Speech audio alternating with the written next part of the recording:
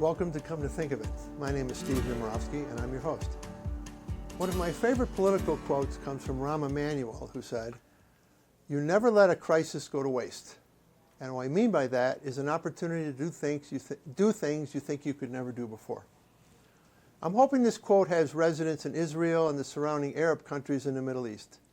The hostilities triggered in that region on and after October 7, 2023 seem to have downshifted into a new phase, thanks in part to President Trump and his decision to have the United States bomb Iranian facilities involved in the creation of a nuclear bomb. Depending upon when you might be watching this episode of Come to Think of It, who knows to what extent things have moved either backward or forward, or more likely, backwards and forwards quite a few times. That's the nature of the Middle East for centuries, and especially since the creation of the current state of Israel in 1948. From my personal perspective, I'm hoping the current crisis does not go to waste, and that the best path forward is to have the region greatly expand the number of countries participating in the Abraham Accords. What are the Abraham Accords, you ask? How does this happen, you ask? Well, that's what I'm hoping we can learn from our guest, David Siegel. David is the president of the U.S. arm of ELNET, the European Leadership Network, an organization working to strengthen European-Israeli ties. David is a former Israeli diplomat involved in foreign policy formulation at the highest levels.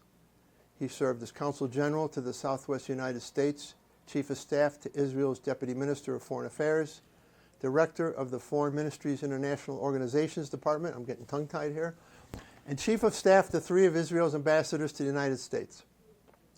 In his capacity at the Israeli Embassy in D.C., David was Israel's voice in the Washington Press Corps and liaison to the U.S. Congress. David, welcome to Come to Think of It. It's great to be here. Thank you. So I've already read your very impressive resume, and I'm sure you could have sent me a longer one, and it would have been even more impressive. But that didn't get me to the world of ELNET. So if you don't mind, let's start there. Tell us about ELNET, what you do for ELNET. Sure. So ELNET is a unique organization. It's 17 years old, and we have 6 full-time offices in Europe, soon 7, and we're in the key countries in Europe, from Germany to France to the UK, Italy, Eastern Europe, the EU, of course, in Brussels, covering NATO and the EU itself. We're about to open an office in Greece and Cyprus, so we're really covering the continent. And the idea, given the fact that Israel needs supporters and alliances around the world, so America is the main strategic military ally of Israel, but the main markets for Israel's economic future and present, depend on its relationship with the vast continent of Europe. So ELNET is the organization, the only organization that has a capacity to cover the entire continent. And this is what we do day in and day out, is work on European-Israeli relations.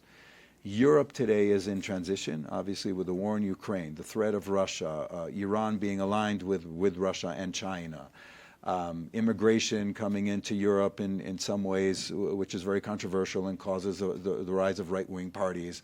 Europe is facing multiple challenges, and now Europe is ramping up, both in terms of defense and economic and high-tech investments, and it's a tremendous opportunity for Israel to build more partnerships and alliances, given the fact that the Middle East is in transition, as you mentioned, and there are both challenges and opportunities before us.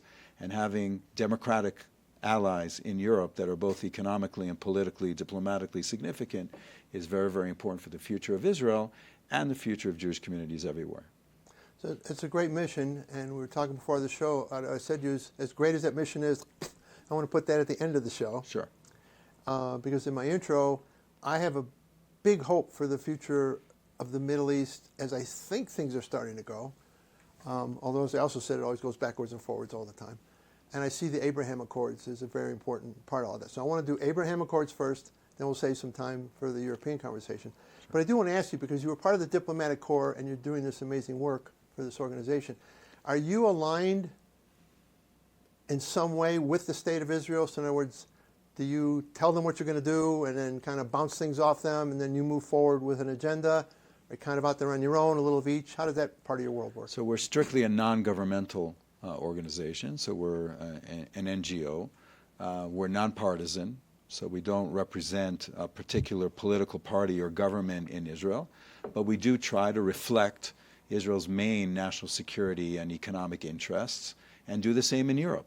So we're a bridge, we're a liaison organization. We bring members of parliament from Europe to Israel and send Israelis to Europe to have exchanges at the highest level possible, understanding that not everyone agrees, certainly not on all the issues in the Middle East or in Israel proper or in Europe. So that is our role, and we try to align with the main, again, interests of Israel, but not with a particular political agenda. Gotcha. Okay, Abraham Accords. Let's start Sure. with what they are. Let's start with where they are. What they are. So first of all, it's very important to understand that for years, Israel's had quiet, behind the scenes relationships with most countries in the Middle East, most countries in the world, of course, but we're talking about the Middle East, and even Saudi Arabia, other, Gulf countries. Israel's been involved for years through its private sector, through the intelligence services, the defense relationship, economic relationships. It's all been there under the surface for many, many years. And it grew to fruition, under the first Trump administration for various reasons. That's when it came to the fore, and political agreements, diplomatic agreements were signed with 4 countries. And it was very, very significant because if you think about it, the first peace agreement with Egypt was in the late 70s. The agreement with Jordan, which was really the last, was in the early or mid 80s, and that was with Jordan. And then by the time we reached the Abraham Accords, many, many years passed before you had more diplomatic agreements on the table. So that was very, very significant, and it remains so today, despite all of the turbulence of the last almost 2 years since October 7th, and even before. The Abraham Accord relationship stayed solidly in place, certainly with the Emirates and Bahrain and others as well. And the opportunity now, assuming that the war in Gaza comes to some sort of close, and that's a whole complex issue in itself, there is more and more opportunities of both bringing the Saudis, Indonesia, additional countries to the table. And this, after Iran receiving the blow that it received, and not just Iran, but the whole ring of fire, the whole strategy to surround and strangulate Israel with Hamas, with Hezbollah, through Syria, all of that has collapsed. Now is an opportunity to really take this forward. So let's do some of the specifics. I'm having a bad day here. Some of the specifics. They include recognition of Israel. They include some economic dealings. There's a whole host of things that they bring to the table. Can you expand a little bit about it? On what already was, you mean, or what could be? No, the Accords and what they do. So the Accords themselves were tremendously important. Political, diplomatic, full embassies. Full diplomatic recognition. Full diplomatic recognition, and really the sky's the limit, just in terms of the technology, the energy resources, the financial resources, what can be done together on agriculture in the Middle East, on food security, water, defense, and we're seeing some of that come to the fore over the last 2 years, that this whole region has been, put together through the leadership of the United States, and that included, the 2 rounds with Iran in 2024, and then the big war in 2025, where all of these countries in various ways were involved quietly or in various ways. So it's in all aspects, and that means that the future is very, very bright.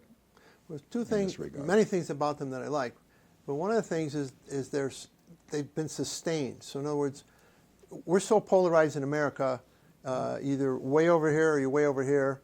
And this was, I believe, a very big accomplishment of the Trump administration. And I think there was a fear coming into the Biden administration that they were going to walk away from this. And there was a lot of rhetoric about walking away from the Abraham Accords. But I think that my sense is the Biden administration looked at them and said, we may not push them because that starts to push a Trump agenda, and we don't want to mess that way. But they didn't do anything to weaken them. They didn't do anything to abrogate them. And in fact, maybe, as you say, behind the scenes a little bit, I think they actually strengthened this to the extent that we piqued the curiosity of Saudi Arabia and some other states who wanted to start moving forward themselves. Is that a fair assessment? Yes, and the end result in the Biden administration towards the end, towards the 4th year, was that prior to October 7th, and in fact in September of 2023, at the United Nations, the prospects of the Saudi-Israeli peace agreement were very much on the cusp. I mean, it was about to happen. So, yes, one of the reasons that Hamas and the whole Iranian network began to foment, the instability that we saw after October 7th was to try to push that back, and it was very much on the table. And this was thanks to the work done first by Trump one, right, and then by the Biden administration. Although they started with a cold relationship with Saudi Arabia, and it took time, yeah, for various reasons that it turned around. But the bottom line was that in the second part of the Biden administration, it became much more robust, and almost reached fruition right before October 7th. And that is one of the tragedies of October 7th. Many things happened on October 7th that were traumatic and dramatic, and maybe more dramatic than people understand, about what it did to the Israeli psyche and the psyche in the region. And we're seeing the ramifications of that earthquake right now as we speak, and they're continuing to unfold in Syria today and elsewhere in the Middle East. So when I look at October 7th and you read about it, and I think there will be many people that will study this for ages, and we'll learn lessons that we didn't learn before, we'll learn facts we didn't know before. But one of the facts and one of the innuendos that kind of surfaces is that perhaps the start of October 7th was triggered by Iran's concerns of Saudi Arabia joining an Abraham Accord with Israel. So the point is, they felt there may be an attack coming from Gaza. They saw them preparing for an attack. They didn't know when, but part of it may have been driven by the fact that Iran did not want Israel to form an Abraham Accord with Saudi Arabia. You think there's some legs to that? And if so, why does Iran fear Israel and Saudi Arabia having an Abraham Accord? Well, first of all, Iran is the number one problem, or was, and still remains, but it's much weakened now. It's the number one problem, number one threat to security, stability in the Middle East, right, and it is really the only existential threat to the state of Israel, although you could add the other components now in hindsight. October 7th was also part of an existential threat that came to the fore, because if you surround Israel on all its borders, and on October 8th, Hezbollah began firing at Israel from the north, so you already had a two-front war, which for various reasons didn't come to full fruition, but you did have two fronts, and it could have been also from the east, and it could have involved, the invasion of tens of thousands of jihadists that Iran was building and arming over the years. So they had a concept of a ring of fire protecting Iran. Iran is in the background, but pushing the proxies to the fronts on Israel's borders, building them to the point where Hezbollah had over 150,000 missiles and rockets facing Israel. Israel was deterred by all of this for the first, let's say, quarter of the century, the first 25 years of the 21st century, and for various reasons wasn't alert enough to handle all of this. And then October 7th happened. And that was, again, an earthquake. And for Israel and for Israelis, it wasn't just the massacre of 1,200 people. That's one thing. That's bad enough. But it involved the slaughter of whole families, right, and raping women systematically. I get all that. So that story it was a trauma that we don't still yet fully understand the ramifications, right, of. All I'm saying is, it is historic. It will be with us, maybe even as significant as the Holocaust itself, right, 80 years earlier. What about the Abraham Accords and their ability to bring the region together, and the threat of Saudi Arabia and Israel? So that was a big. Why does Iran see that as such a big threat that it may have triggered all those events? Well, if Iran's strategy is to isolate Israel and weaken the Sunni regimes and be the preeminent force in the region and destroy Israel, and they do have an operative plan to destroy Israel, the, right, Abraham Accords was the exact inverse. Right.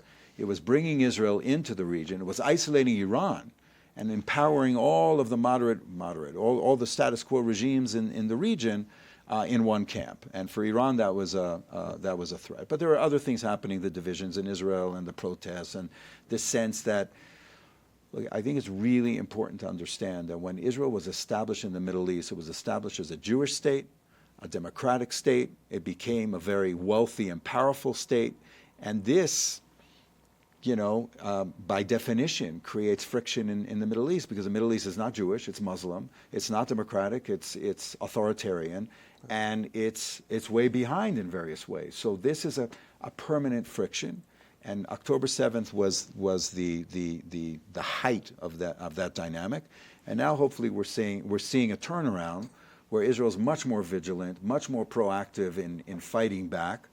Unfortunately, you have a very complicated and tragic situation in Gaza that needs to be brought to an end at some point, and hopefully some point soon. And once it comes to an end, the prospect of the Saudis, the Abraham Accords, the Indonesian and other countries in the region, it could be Oman, it could be Qatar, it could be Kuwait, it could be others, and certainly North Africa, coming into this positive dynamic could really, as you said, be a very optimistic scenario for the future of the Middle East. So that's kind of my concern here. Like I always say, what came first, the chicken or the egg?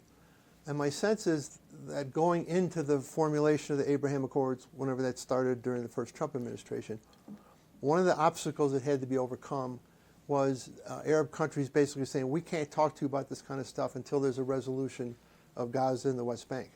Somehow, the Trump administration was able to leapfrog that, and they were able to get Abraham Accord deals even though things had not been resolved in Gaza. Now, you just suggested that perhaps if we can get things resolved in Gaza, then we can talk about Abraham Accords. I'm on the other side of this. Mm-hmm. Can we being the United States and Israel perhaps together, push harder to get Saudi Arabia to now come and make a deal, and some of these other countries make a deal? And by virtue of that type of strangulation occurring in the world of the Abraham Accords, can that then help drive a solution in Gaza as opposed to the other way around? Yeah, it's true. The issue today is that the October 7th phenomena, the last almost 2 years, the scenes in Gaza, the polarization in the world and in the region, is such that the Saudis feel much more exposed now and are not able to apparently come to the table, rightfully or wrongly, until the Gaza situation is resolved and until there's some sort of indication of forward movement on the Palestinian political solutions of the future. Now, that doesn't mean that it's a two-state solution today, and that's not in the cards probably for the next 2 decades, given the trauma on both sides, and just being pragmatic and realistic about that. But it would probably be enough for the Israeli government to end the war in Gaza, return the hostages, deal with Hamas in some way together with the international community, and then invite the Saudis in. And that could be very, very soon and very closer than people assume. Now, just one more thing about prior to October 7th, there wasn't, Gaza was Gaza. The Israelis were on their side of the border, and the Gazans were on their side of the border. And October 7th was the event that basically pierced the wall, and now it has to be returned into some sort of box, some sort of solution for the normalization process to start gaining acceleration. We won't have time to get into this one, but I had read recently in the Wall Street Journal reported that perhaps some of the sheikhs, is it sheikh or sheik? Let's say sheik, few sheikhs. Okay, yeah. Some sheikhs want to form emirates, if that's another right word, in the West Bank, break away from the Palestinian Authority, and join an Abraham Accord type situation. Now, we don't have time to explore that today, but this is the kind of stuff I'm hopeful of, that these Abraham Accords have set the table. They can lead us to peace through economic gains and political recognition, and all that's kind of out there, and hopefully that table's set. But I promise you we're going to get back to Europe, so let's take a quick break. Okay. And we're going to come right back and get to Europe. Terrific. Have you ever felt lost in the voting booth? With 518,000 elected officials in the United States, it's no wonder. Elections are complicated. From local school boards to the presidency, there are so many choices. And that's where Ballotpedia comes in, your one trusted source. Because the only unknown on your ballot should be who gets your vote. Our sample ballot lookup tool shows you exactly who and what will be on your ballot. Just enter your address, select your upcoming election, and prepare to vote informed. You can even save your favorites and print your completed sample ballot. With Ballotpedia, vote with confidence and vote informed. Welcome back. We're visiting with David Siegel, who's the president of ELNET USA. And if you were with us for the first part of the conversation, we were talking about the Abraham Accords and perhaps the future value they could bring to an ultimate, I'm not going to say peace in the Middle East. I think peace in the Middle East is an eternal oxymoron.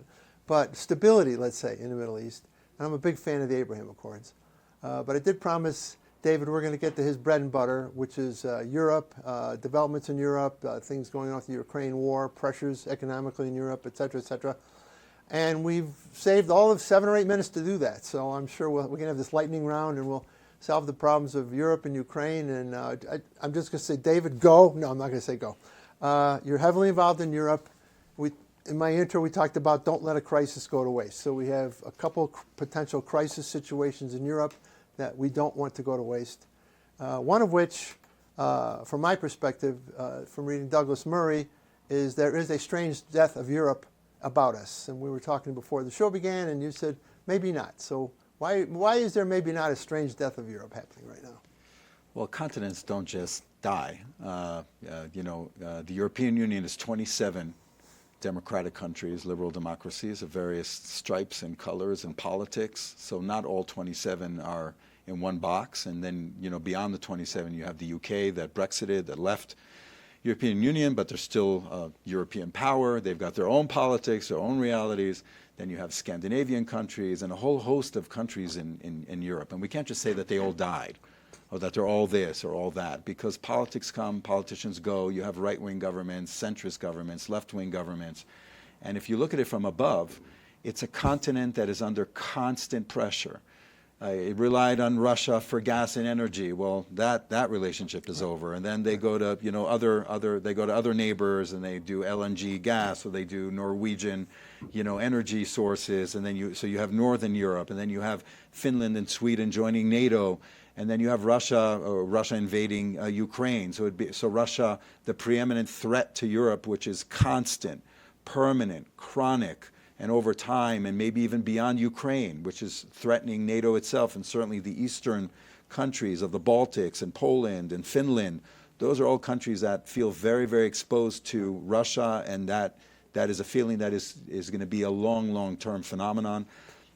NATO, worried about the Trump administration turning away from Europe, committing to 5% of their GDP for defense.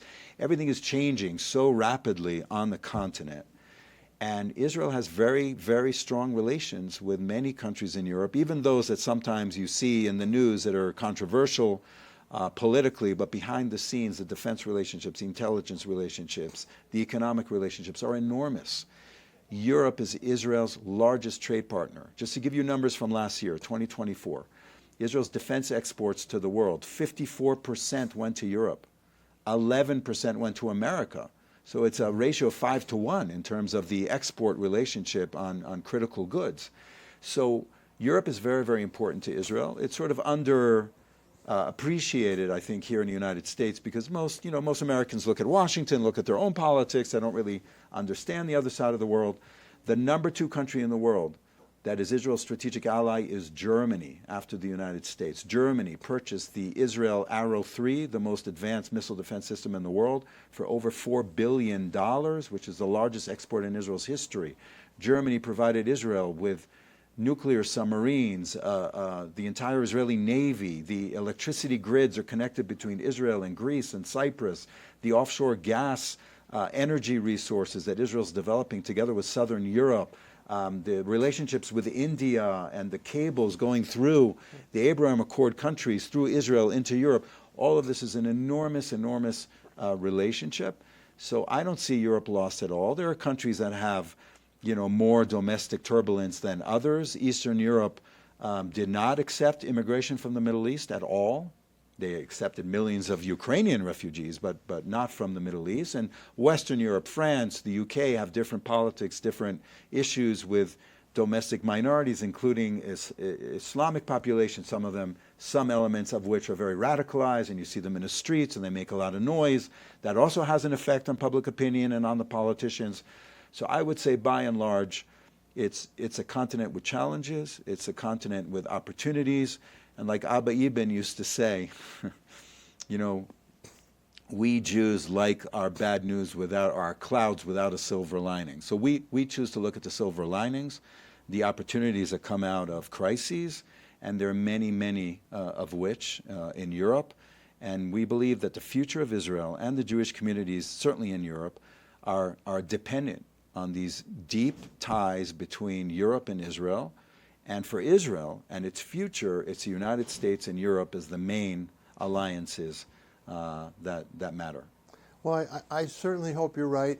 And again, I've read Daniel Murray, and the world does go through these ebbs and flows. And I talked about the backwards and the forwards. And, you know, I'm certain there can be a forward for Europe. But one of my main concerns is, and you've been in politics, you've been in government, there's the public face, which I call the theater. I always say that politics is a theater. And then you get in the back room with the adults, and you have an adult conversation. My take right now with you is you see the theater going on, but you're in the back room with the adults, and you see a lot of progress being made in that back room. My concern is that somehow the theater overwhelms the back room guys, and we wake up 10 years from now, and Europe, in fact, didn't advance because the theatrical part of what I'm talking about here overwhelmed the adults in the room. So we're going to close in 2 minutes, but walk me through how to find a silver lining in that part of it. Well, I think the theater is everywhere. The theater is in this country as well. The theater is in the Democratic Party. The theater is in the Republican Party. There's a battle over the future of the MAGA movement. There's a battle over the future of the Democratic Party in general and its relationship to Israel. So I think those challenges are everywhere. They're certainly there in Europe. I don't see them any different than a mayoral campaign in New York City or other things that we're seeing in the theater element of it. Yeah.